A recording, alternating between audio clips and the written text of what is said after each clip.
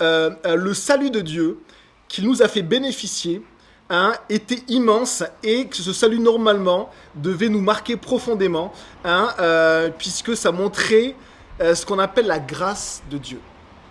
Alors si je vous dis, tiens, qu'est-ce que la grâce de Dieu ? Dites-moi des mots qui vous viennent à l'esprit. Grâce, un synonyme de grâce, ça serait quoi d'après vous ? Je vous écoute. Grâce de Dieu. Vous n'aimez pas parler, mais c'est pour ça. Voilà. Une faveur. Faveur. Oui. Bonté. Bonté. C'est le synonyme d'ailleurs dans l'Ancien Testament. Le mot grâce, c'est en fait le mot bonté dans les psaumes, car ta bonté demeurera toujours, c'est ta grâce. Exactement. Donc, la grâce de Dieu, la bonté de Dieu, c'est ce qu'il nous donne et qu'on ne mérite pas. Et donc en fait, Dieu est un Dieu de grâce. Donc Dieu, il donne, il donne, il donne. Et qu'est-ce qu'il a donné de plus important ? Son Fils. Il a donné son propre Fils pour nous. Il a donné Jésus. Et la grâce de Dieu est tellement grande que les apôtres, ils enseignent la parole de Dieu, ils exhortent les églises, et ils nous disent « La grâce de Dieu devrait nous impacter et nous transformer. Nous ne devrions pas vivre comme avant. » Normalement, on l'avait d'ailleurs rappelé lors de la cérémonie de Nicole, je veux dire cérémonie de Nicole. Nicole a témoigné, il y avait un avant et un après quand elle a compris, quand elle a vécu la grâce de Dieu. Et la grâce devrait nous impacter, nous transformer de l'intérieur et changer du coup même ce qu'on est à l'extérieur. Et c'est ce qu'on avait rappelé la dernière fois, des versets 1 à 8, et on continue à partir du verset 9. Regardez maintenant ce que l'apôtre va nous dire ce matin. Mais, il y a un mais. Les folles spéculations, les généalogies, les disputes, les conflits relatifs à la loi, évite-les, car ils sont nuisibles et sans valeur. Après nous avoir encouragés, après nous avoir parlé de la grâce de Dieu qui nous transforme, nous sommes déclarés justes par sa grâce. Nous sommes devenus ses héritiers. Au verset 7, c'est des promesses extraordinaires, c'est un changement d'identité. À la conférence, on va avoir des Congolais, des Burundais, des Français, mais notre nationalité, notre première nationalité, c'est citoyen du ciel. Jésus a changé ma nationalité. J'appartiens à Dieu, et donc j'appartiens à son royaume. Et donc je ne vis plus pour le royaume sur la terre, mais je vis pour le royaume du ciel. Et parfois on oublie ça. Même en tant que chrétien, on a des vies comme si on n'avait pas changé de nationalité. On est vraiment des bons Français et on vit vraiment que pour ses biens et son pays. Et c'est très bien d'aimer son pays. Mais Dieu nous rappelle que notre nationalité dans le ciel est au-dessus de ça. Et il y a un mais. Il y a un mais parce que l'apôtre nous encourage, il nous rappelle notre nouvelle nationalité. Mais il va nous mettre en garde. Et souvent, dans les écrits, dans l'écriture, que ce soit dans les prophètes, que ce soit par Jésus, que ce soit avec les apôtres, il y a des mises en garde. L'encouragement que l'on a, on le vit, on le regarde quand on regarde ce que Dieu fait dans nos vies. La grandeur de Dieu et ce que Dieu est également. Et ça devrait nous encourager. Mais quand on regarde qui on est et ce qu'on est capable de faire, là, il y a des mises en garde. Attention. Attention parce que la parole de Dieu nous dit nous avons un cœur qui est trompeur. Et attention parce que même si nous avons donné notre vie à Jésus, Jésus prend nos péchés et il nous donne son esprit, l'esprit de Dieu. Mais nous gardons notre nature propre. Notre corps n'a pas été transformé. Il sera transformé lors de la résurrection à la fin des temps. C'est ce que Nicole attend d'ailleurs, c'est la résurrection de la fin des temps. Elle est dans le repos céleste, dans le repos avec Jésus. Comme ma grand-maman, comme tous ceux qui sont partis en Jésus, avant nous. Et nous avons ici notre corps de la terre qui reste là, que la parole de Dieu appelle la chair. Et cette chair-là, elle est tellement trompeuse, elle est tellement attachée à la terre, attachée à la vie sans Dieu. Et donc Dieu a fait naître de nouveau en nous la vie de Jésus. Mais notre enveloppe est charnelle. Notre enveloppe, elle est pécheur. Et elle est attirée par ce qui ne plaît pas à Dieu. Parce qu'il n'est pas du royaume de Dieu. Et donc, il y a un mais. Mais attention. Attention. La mise en garde de l'apôtre. Et il commence comment ? Il commence comme ceci. Les spéculations.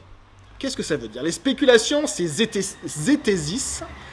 Je ne sais pas si vous connaissez les zététiciens. C'est la mode actuellement dans la science. Les zététiciens, c'est ceux qui vont argumenter, qui doutent de tout, et qui vont développer plein de mécanismes pour enlever toutes les erreurs possibles dans les raisonnements. On appelle ça les zététiciens. C'est un peu dangereux parce qu'ils aboutissent à des conclusions qui sont contraires à la parole de Dieu.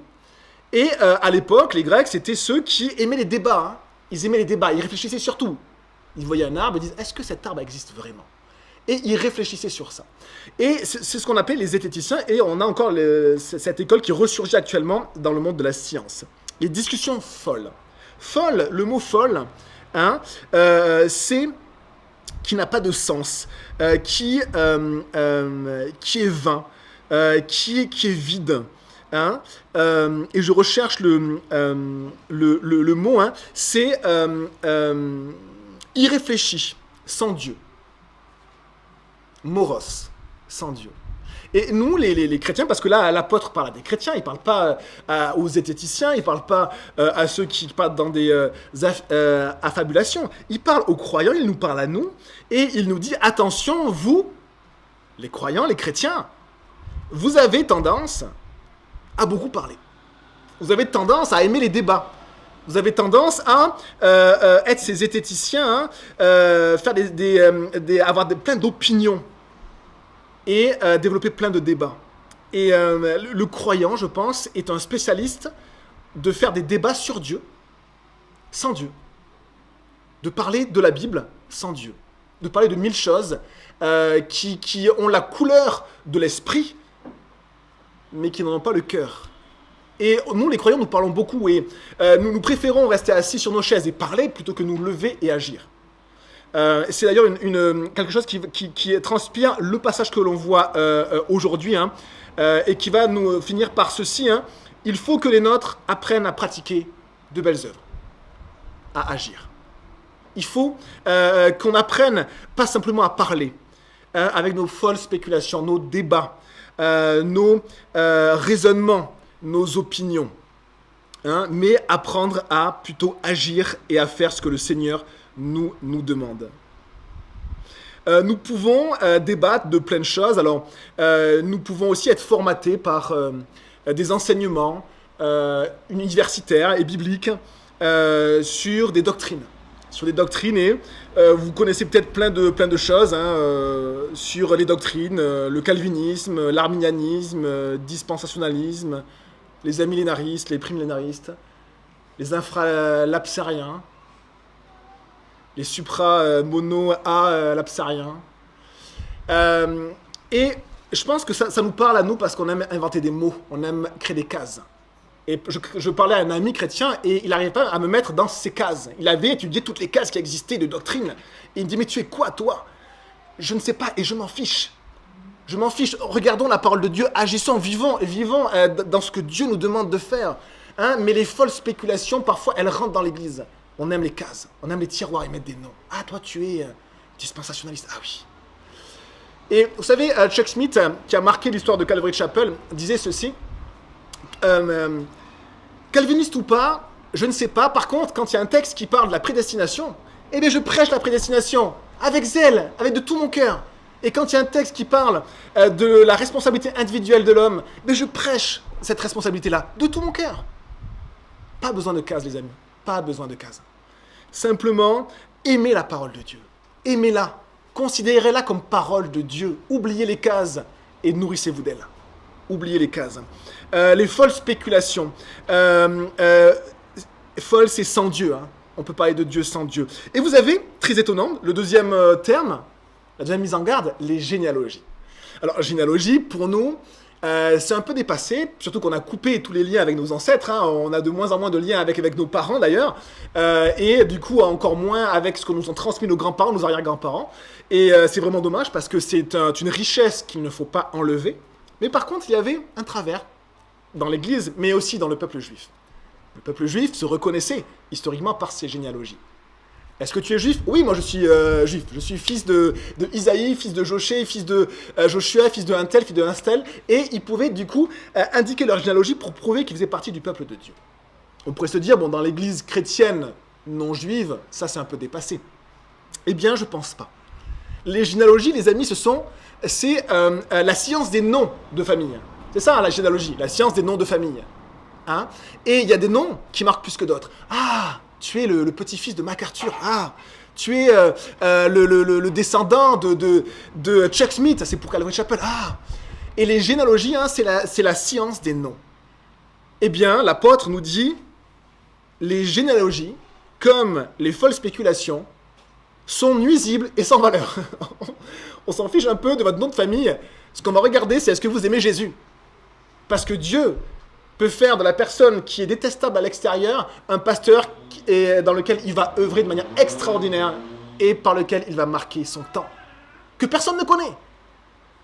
Parce que c'est l'œuvre de Dieu, c'est pas l'œuvre des hommes. Les généalogies. Fils de un tel, fille de un tel. On a également les disputes. Les disputes, nous sommes également, nous les croyants, s'il en était autrement, on pourrait le dire, mais ça serait un mensonge. Hein, malheureusement, l'histoire de l'Église est marquée par l'histoire des disputes. Malheureusement. On s'est disputé pour tout. Pour la couleur des meubles, la couleur des chaises de l'Église, pour déplacer l'horaire, pour les cases dont on a parlé, et on s'est séparés de plein de manières. Parfois, c'était légitime. Pourquoi ? Parce que le Seigneur nous demande de rester ancrés dans sa parole. Et rester ancrés dans sa parole, si certains veulent prendre de la distance envers sa parole, effectivement, il va y avoir souvent un souci. Mais les chrétiens sont malheureusement, dans l'histoire de l'Église, des spécialistes des disputes. Et l'apôtre nous dit, attention aux disputes. Attention. Alors comment faire attention ou prévenir les disputes ? Un pasteur avait donné l'image de la roue d'un vélo. Vous voyez les rayons d'un vélo qui vont jusqu'au centre de la roue. Eh bien, vous imaginez que le centre, c'est Jésus. Et même si vous êtes deux rayons qui êtes opposés, si vous êtes tous les deux très proches de Jésus, eh bien, vous serez assez proches finalement. Et on a simplement cet encouragement de se concentrer sur les bonnes choses et de faire ce que Dieu nous demande. Alors, on va le voir après. Ça ne veut pas dire que Paul travaillait avec tous les chrétiens. Paul ne travaillait pas avec tous les chrétiens. Certains l'accusaient, d'autres n'étaient pas d'accord avec ses enseignements. Il ne travaillait pas avec tous les chrétiens. On va le voir après. Il travaillait avec ceux qui l'aimaient dans la foi. C'est le verset 15. Mais, attention aux disputes. Faisons ce que le Seigneur nous demande de faire. Et on croit vraiment à Calvary Chapel que le Seigneur a donné des tâches différentes aux églises locales de Bourges. Il a donné une vision à l'église baptiste. Et que le Seigneur bénisse l'église baptiste. Qu'elle puisse faire l'œuvre de Dieu, mais que Dieu lui demande à elle. Et l'église ADD qui est à côté, eh bien Dieu lui a donné une autre vision, à toucher d'autres personnes, à avoir d'autres œuvres, d'autres ministères, d'autres services, que le Seigneur bénisse cette église ADD. Et qu'il puisse faire vraiment l'œuvre que Dieu lui demande de faire. Et on peut prier pour ça, moi je prie pour ça. Mais l'église de Calvary Chapel, ici, à la chapelle, Dieu lui a donné une autre vision. Et nous allons nous attacher à faire ce que Dieu nous demande de faire, et pas à ce que Dieu demande aux autres de faire, ou ce que les autres nous demandent de faire. Et on a ici ce mot dispute, lutte, querelle, contentieux, rivalité, noise, ça c'est un vieux mot, noise. Tu me cherches des noises. Et l'église de Corinthe, c'était une église dans le Nouveau Testament, et l'église de Corinthe était malheureusement connue pour ses jalousies et ses disputes. Les jalousies sont dangereuses et amènent souvent des disputes. Et effectivement, on a besoin, les amis, de toujours se remettre en question en tant que croyant et toujours se demander, est-ce que moi je suis fautif ? Avant de pointer sur l'erreur, la faute des autres. Et je pense que c'est juste comme ça qu'on peut tenir dans une église et être unis par l'Esprit de Dieu. C'est en ayant, vous savez, cette vie renouvelée par le Saint-Esprit. Le Saint-Esprit qui coule en nous, qui nous lave, qui nous montre ce qui ne va pas. Le Saint-Esprit convainc de péché. Dans mon couple, si le Saint-Esprit n'était pas là, peut-être qu'on se serait déjà séparés avec ma femme. Mais le Saint-Esprit est là, et quand je suis en tort, le Saint-Esprit me dit « Demande pardon, va voir ta femme ». Il nous reprend et il montre, il pointe du doigt, pas l'erreur de l'autre, même si des fois, on est d'accord, et c'est jamais tout noir et tout blanc. Mais il pointe finalement mon erreur et pas celle de l'autre. Et moi, je pointe celle de l'autre parce que l'autre m'a blessé. Et le Saint-Esprit pointe mon erreur. Et dans l'Église, pour apprendre à vivre ensemble, dans l'unité de l'Esprit, c'est l'Esprit, c'est pas l'homme qui crée l'unité, eh bien, nous avons besoin de laisser ce Saint-Esprit, l'Esprit de Dieu, couler en nous et accepter qu'il pointe sur nos responsabilités. Et apprendre à dire pardon. Alors, est-ce que c'est difficile pour vous de dire pardon? C'est pas évident d'aller dire pardon, c'est un peu humiliant. Eh bien, que le Seigneur nous montre à chaque fois de dire, ok, je vais pas voir l'erreur de mon mari, ou de ma femme, ou de mes enfants, ou de mon ami, ou de mon frère, ou de ma soeur, je vais essayer de voir juste, moi, ce que j'ai à me reprocher, puis je vais dire pardon pour juste ce que j'ai fait de mal. Et le reste, je le laisse à Dieu. Je le laisse à Dieu. Les disputes, on est enclin aux disputes, aux querelles. Que ce soit en famille, ou que ce soit en église. Et l'apôtre, il le sait très bien. Il ne ment pas. L'apôtre, il ne dit pas, vous êtes merveilleux, vous êtes des princesses et des princes de Dieu. Il dit, oui, vous êtes héritiers, vous êtes fils et filles du roi, effectivement, mais vous êtes enclin aux folles spéculations, aux discussions sans Dieu et aux querelles. Et il continue et il va dire, après les querelles, les conflits relatifs à la loi. On a eu une discussion dernièrement, et on s'est demandé, tiens, est-ce qu'on pouvait manger ou pas du sang en tant que chrétien avec notre frère Romaric. Et ce sont des questions qui peuvent être légitimes. On peut se demander, tiens, qu'est-ce qu'on a le droit de faire? Est-ce qu'on peut faire ceci ou cela? Mais la parole de Dieu nous dit, attention, parce que ça peut créer des conflits. On peut être ancré sur ses positions, sur des positions qui sont secondaires. Hein, dans le Nouveau Testament, c'était la question des viandes pour les idoles. Vous alliez acheter un stand de la viande, et en fait, c'était la viande qui avait été sacrifiée à Zeus ou à on ne sait quelles idoles. Et donc ça posait un problème, puisque les gens étaient chrétiens. Et ils se demandaient, est-ce que je peux manger ou pas? Mais ça reste des choses secondaires. Ça reste des choses secondaires, des choses physiques. Le Seigneur nous dit, et d'ailleurs, on avait été encouragé par ça, hein, que rien de ce qui rentre dans le corps ne souille l'homme, mais c'est ce qui sort du cœur qui souille l'homme. Et donc on remet les choses en perspective. On peut avoir des conflits sur des choses précises. Hein. Est-ce qu'on peut se tatouer ou pas? Est-ce qu'on peut mettre des couleurs vives dans une église? Je dis n'importe quoi. Est-ce qu'on a le droit de mettre des plantes? Oh là là, c'est choquant. Ou une batterie. Avant, dans l'église, il y a 50 ans, avoir une batterie, c'était presque un péché. Parce que c'était nouveau, parce que c'était en fait un peu le mouvement de rébellion, hein, le rock and roll et le hard rock et AC/DC, ainsi de suite, hein, qui avait quelques chansons un peu contre Dieu. Et donc, du coup, on était sur ces questions relatives à la loi. Et en fait, je crois que c'est secondaire. C'est vraiment secondaire. Et nous, on a envie de bien faire, mais des fois, on est psychorigide sur la loi, mais pas sur notre cœur. Sur notre cœur, on a des petits tiroirs où on met ce qu'on veut, hein, et puis le soir, on fait un peu ce qu'on veut, personne ne nous voit. Mais par contre, sur la loi, non, moi, je fais ça et je ne fais pas ça. Oui, parce que je suis chrétien.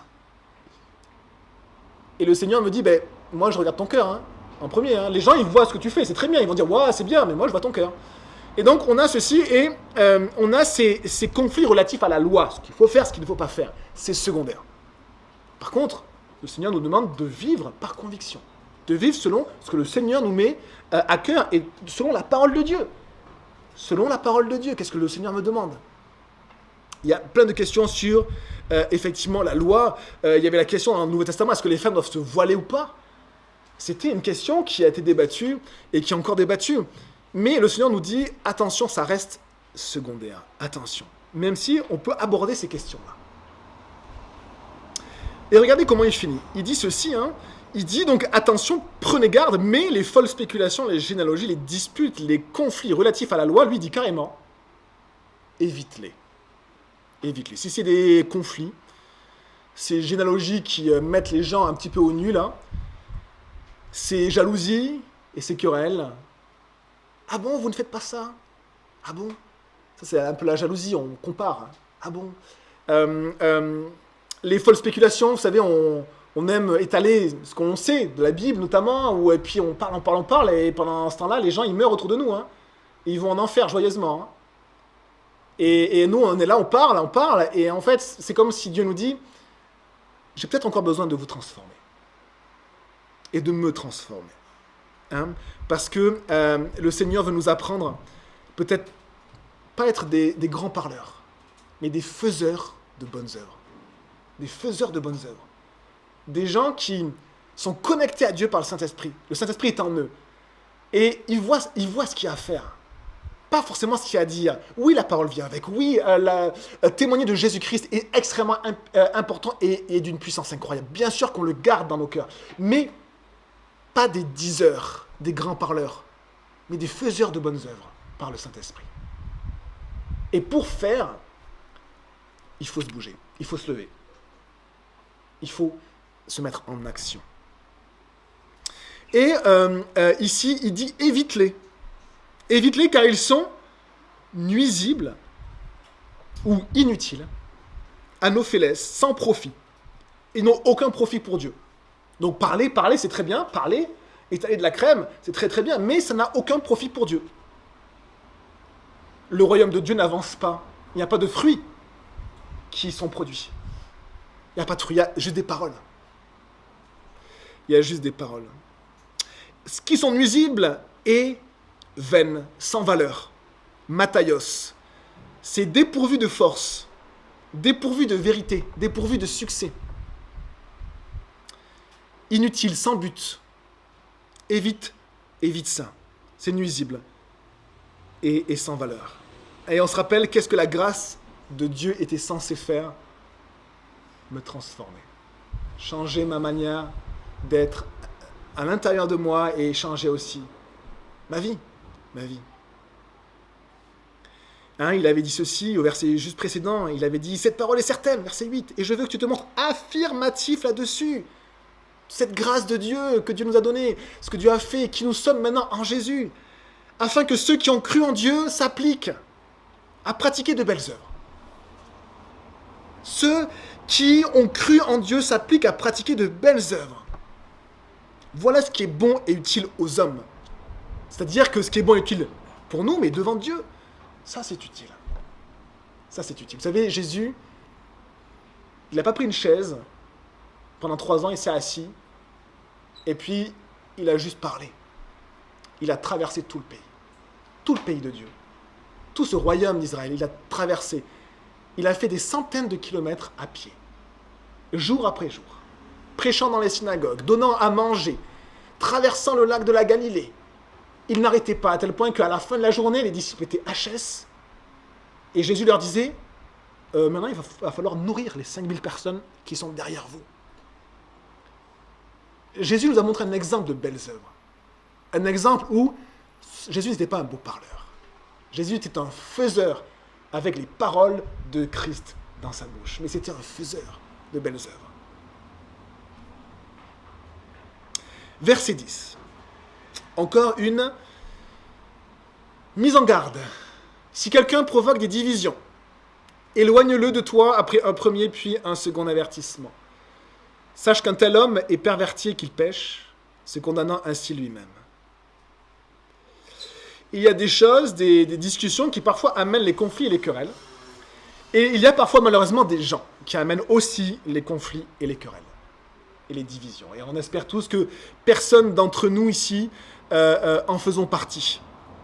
Mais parfois, on a la démangeaison de diviser, de créer des querelles, de mettre les gens les uns contre les autres, ou de s'élever. Dans une lettre, Paul il a dit « Diotrephe, qui veut être le premier parmi vous, ne me reçoit pas. » Il y avait un homme, Diotrephe, qui voulait être grand. Il créait des divisions, il avait fait son petit groupe à lui, et il ne recevait plus l'apôtre Paul. L'apôtre Paul. Où sont les écrits de Diotrephe, qui nous enseignent et qui nous exhortent? Où sont-ils? Ils n'y sont pas. Il n'y a que les écrits des apôtres, des vrais serviteurs de Dieu, qui ne créent pas les querelles, mais qui souffrent pour Jésus, qui ne sont pas juste des beaux parleurs, mais des faiseurs, qui souffrent. Ils souffrent, ils s'engagent pour le Seigneur. Avec leur temps, avec leur service et avec leur argent, ils s'engagent. Ils s'engagent. Et donc, si quelqu'un provoque des divisions, ici, on va voir un rôle également du pasteur. Pourquoi il y a un pasteur dans une église? Parce que c'est écrit, mais aussi parce qu'il a quand même quelques utilités, et notamment celui de protéger l'église des personnes malveillantes. Notamment dans un troupeau, puisque c'est l'image de prédilection que les apôtres et le Seigneur utilisent d'un troupeau de brebis. Eh bien, vous avez un berger qui les garde. Et parfois, il y a des loups qui viennent, qui s'introduisent dans le troupeau. Et même la parole de Dieu qui nous dit que parfois, il y a des loups déguisés en agneaux, déguisés en chrétiens. Eh bien, le rôle du berger, c'est de protéger le troupeau des loups. C'est de prendre les coups et les morsures à la place du troupeau. mais c'est aussi de mettre le loup à l'extérieur du troupeau. Et bien sûr, le pasteur n'est pas quelqu'un qui se prend pour Dieu et qui va lui-même choisir qui va être à l'église ou pas. Non. C'est le Saint-Esprit qui montre. Et souvent qui montre dans le temps, l'œuvre d'une personne. Mais cette personne va devoir, le pasteur va devoir prendre ses responsabilités. Alors vous avez dans le modèle de l'église, le pasteur, les anciens et les diacres. C'est le modèle que l'on suit, le modèle biblique que l'on suit dans Calvary Chapel. Beaucoup d'églises n'ont que des anciens, n'ont pas de pasteur. Et effectivement, il peut y avoir un débat doctrinal, mais on ne va pas commencer des folles discussions à ce sujet. Mais il s'est avéré une chose, c'est que souvent quand il n'y a que des anciens, et bien quand il y a un problème dans l'église, souvent aucun ancien ne se lève pour le régler. C'est par expérience et ce qu'on a vu. Pourquoi ? Parce qu'il y a une question d'autorité aussi. Il y a une question d'autorité et de prendre ses responsabilités. Et l'ancien, c'est quelqu'un qui est capable souvent d'enseigner. C'est quelqu'un qui va exhorter l'église. C'est quelqu'un qui va être un référent, un pilier. Même s'il n'y a pas d'anciens femmes, mais on connaît des piliers dans l'église. Hein, et aussi des sœurs qui avaient un rôle incroyable. Mais le pasteur, quand il y a ces problèmes-là qui mettent à mal l'église, eh bien, il doit user parfois d'autorité. Et ce n'est pas pour élever quelqu'un, ce n'est pas pour rappeler qui commande. Celui qui commande, c'est Jésus. Mais c'est pour protéger l'Église et faire ce que Dieu nous demande. Dieu nous donne une vision, et vous savez, cette vision-là, ce que Dieu nous demande en Église, et chacun peut partir très, très rapidement, comme du vent, très, très rapidement.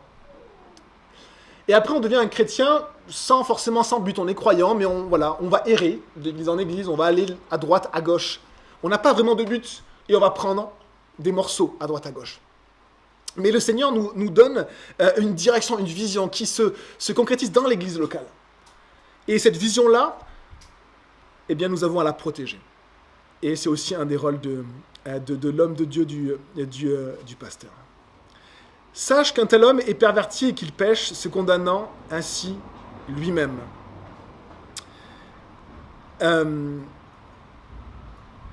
Verset 12. Lorsque je t'enverrai Artémas ou Tychique, empresse-toi de venir me rejoindre à Nicopolis, car c'est là que j'ai décidé de passer l'hiver. On arrive à la dernière partie de l'épître, et là on arrive à la conclusion. La conclusion, souvent dans ses lettres, Paul il va parler de soucis matériels, des personnes qui sont avec lui, de ce qu'il est en train de faire, de là où il va.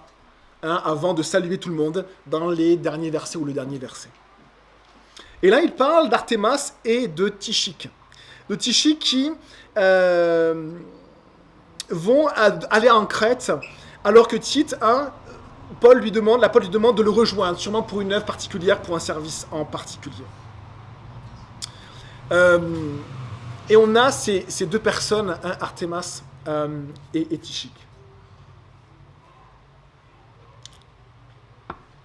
Alors, on n'a pas de détails sur Artémas. C'est un serviteur qui nous est inconnu. Tychique, on a pas mal de mentions de lui. Et on l'a dans Colossiens, dans 2 Timothée notamment. Et il est appelé un frère bien-aimé. Dans Colossiens, il est dit Tychique, donc c'est ce Tychique-là, qui est notre frère bien-aimé, un serviteur fidèle et mon compagnon de service dans le Seigneur. Le compagnon de service dans le Seigneur, le mot qui est utilisé, c'est son doulos.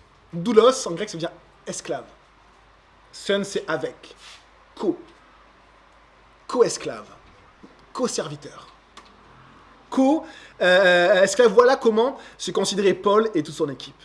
Même si Dieu lui avait donné une vision, une direction particulière, il n'y avait pas de hiérarchie. Et on ne croit pas qu'il y a de hiérarchie dans l'Église. Il n'y a pas de prêtre, de pape, il n'y a pas de surpasteur, d'homme de Dieu. Vous êtes tous, et c'est notre souhait à chacun, des hommes et des femmes de Dieu. On prie pour qu'on le devienne chacun.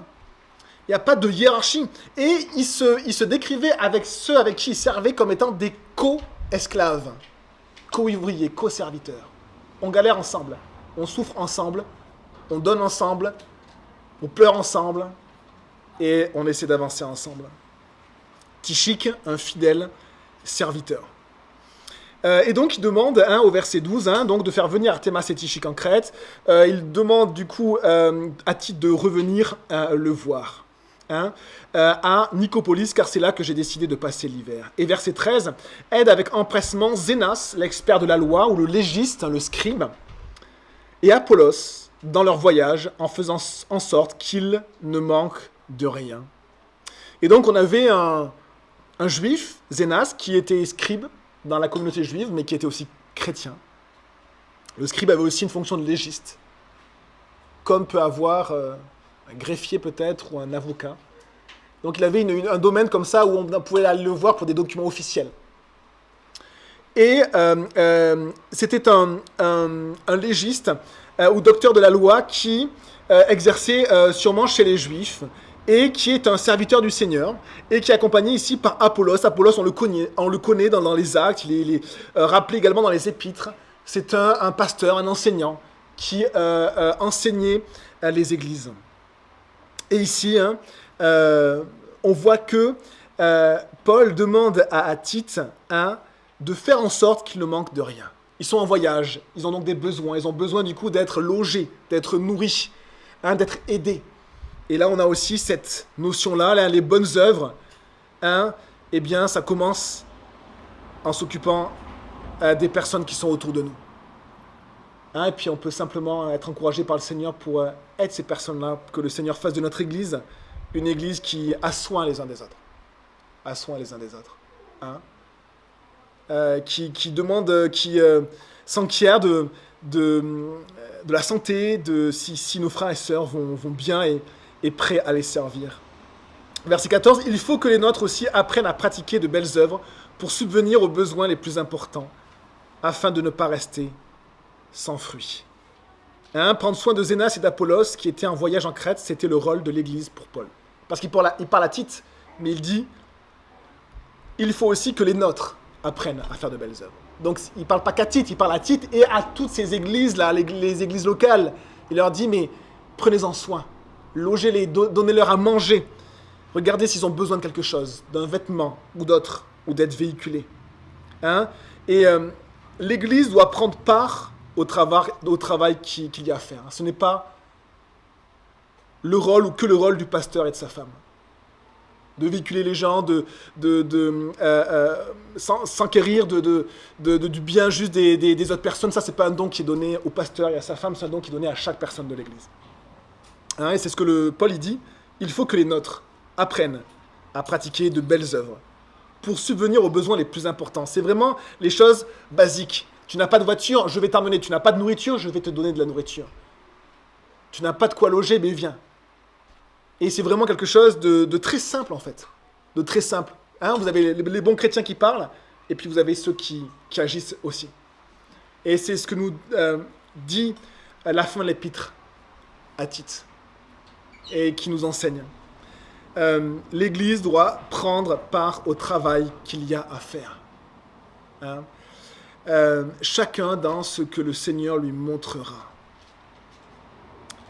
Chacun dans ce que le Seigneur lui montrera. Le Seigneur peut tout à fait susciter des services, des ministères. Vous savez, il y a une église à Whitefield, une église avec qui on connaît bien le pasteur Garrett, qui était venu, pour certains, peut-être qu'ils l'avaient croisé, Garrett Mourne. Et dans cette église-là, les gars ont eu à cœur de proposer des services pour les maisons, pour le bricolage. Ils appellent ça homme au travail. Et c'est un service qu'ils ont eu à cœur de faire. Et donc les gars qui veulent s'aider, aider ceux qui en ont besoin, qui n'ont peut-être pas les finances non plus, eh bien ils sont là pour.